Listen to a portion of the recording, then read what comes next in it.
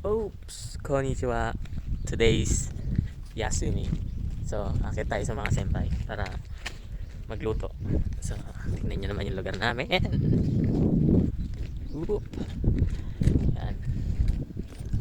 Para na akong kukunin dito ng liwanag. So, ito, dam namin yan.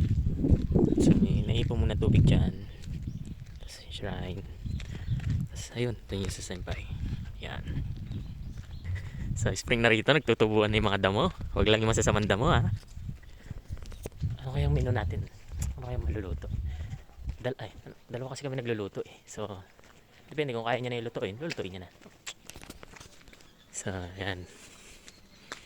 Ayan, sa senpai yan. Bagay ng bahay nila, bahay talaga.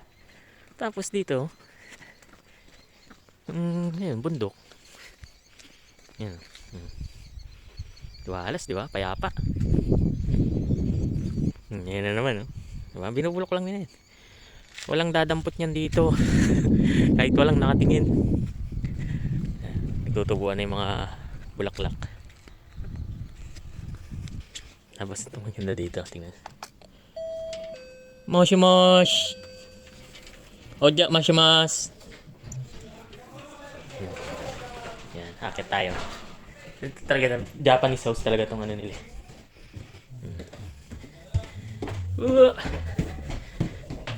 Kita niya.